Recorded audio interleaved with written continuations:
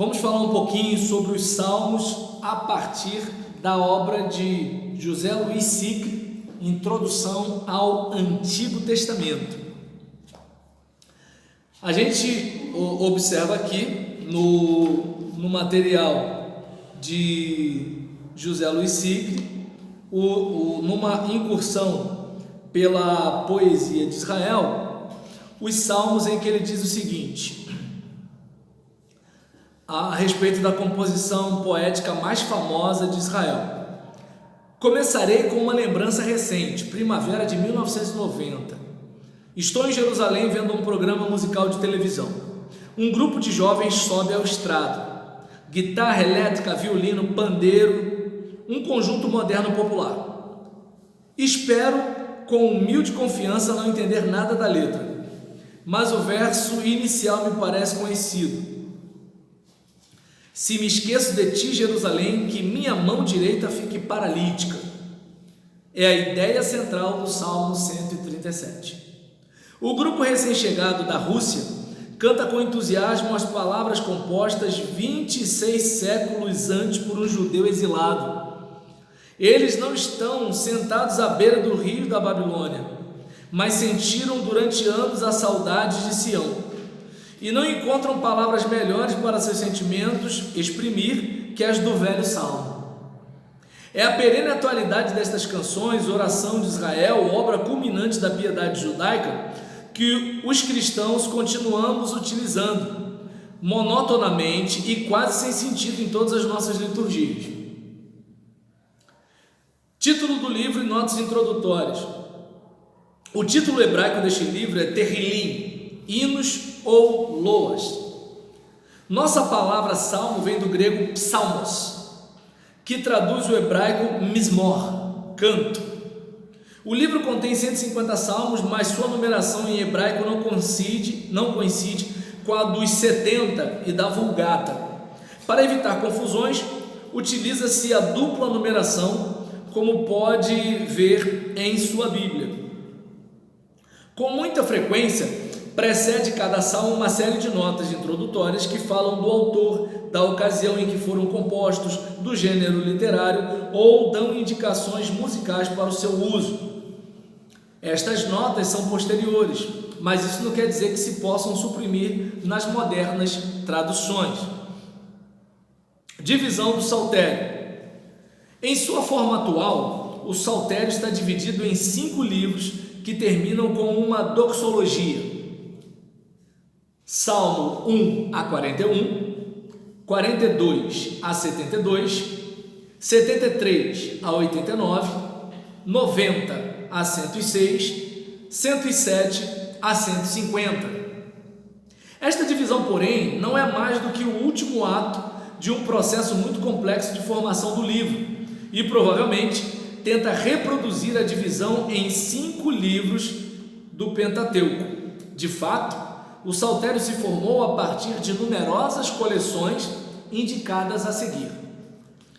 Salmo 3 a 41, o chamado Saltério de Davi, porque todos, com exceção do 33, têm a indicação de Davi, lê Davi. Alguns indicam inclusive o momento de sua vida em que foram compostos, 3, 7, 18, 34. Em muitos deles faltam anotações de tipo litúrgico, e isto faz supor que a coleção tenha sido concebida como um livrinho de orações para uso privado. Nesta mesma linha, é interessante notar que a maioria é de cânticos individuais, especialmente lamentações, porque Davi passou muita crise, né, gente? 42 a 83, com o apêndice 84 a 89, chamado Saltério Eloísta, porque sempre usa o nome de Elohim para referir-se a Deus. Isto se explica pelo temor crescente do judaísmo em pronunciar o nome divino, Javé.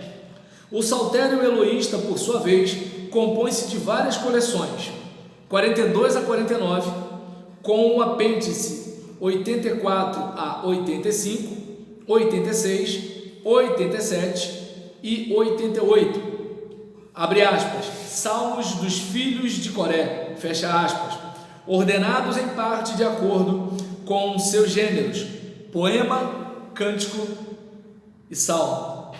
Era o livro de cantos deste grupo de cantores, alguns talvez até compostos por eles. Salmo 50 e do 73 a 80, entre aspas, salmos de Asaf.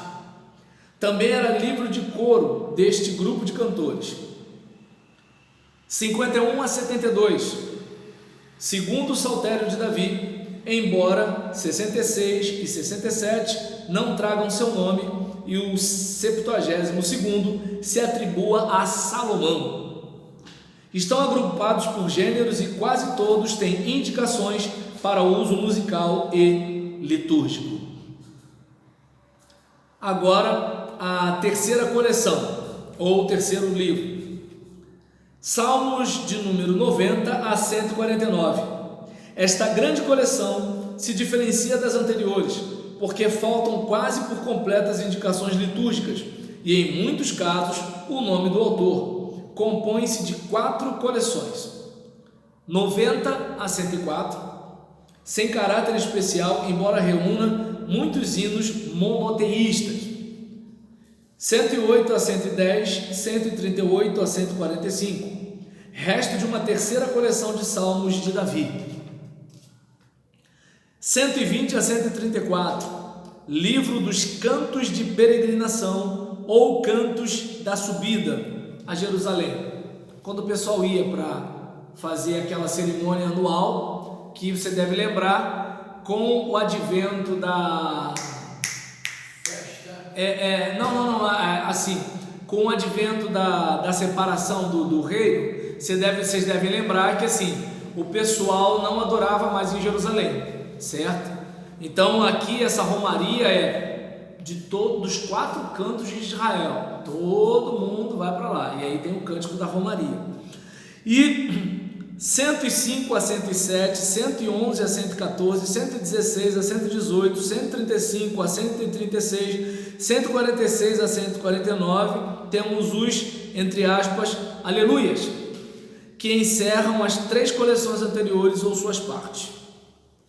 Quanto aos gêneros literários dos salmos, a classificação dos salmos por seu gênero literário depende em grande parte da terminologia que se empregue e da extensão que se conceda a cada termo.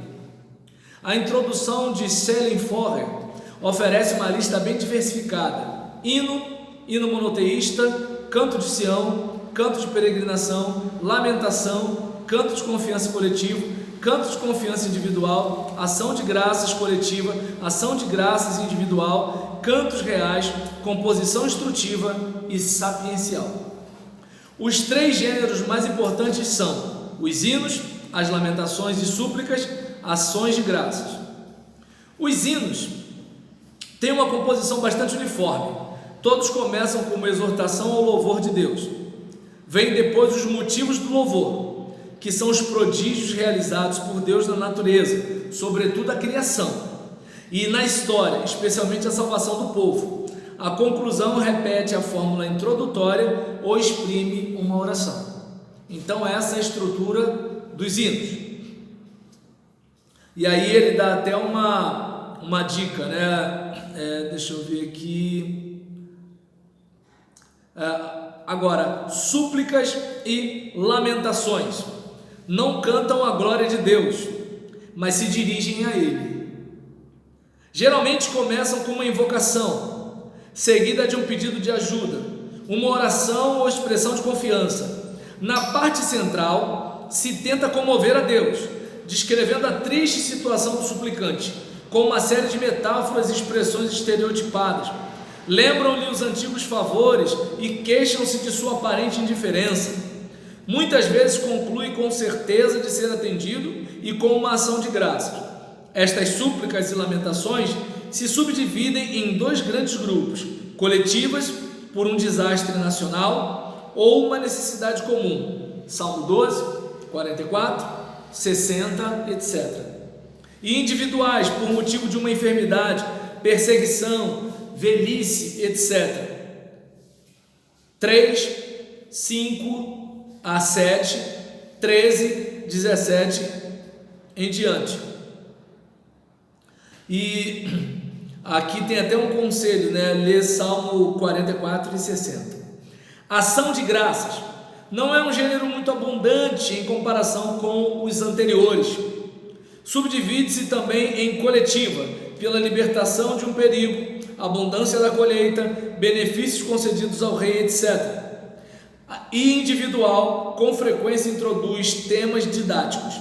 A estrutura literária é semelhante à do hino. Exemplo, Salmo 18, 21, 30, 33, 34, etc.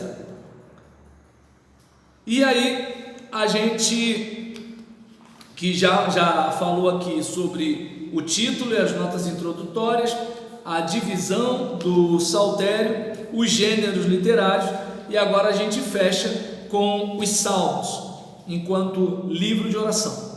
Esta apresentação tão fria e analítica dos salmos não nos deve fazer esquecer o mais importante: são a oração de Israel, nascida nos mais diversos momentos da vida.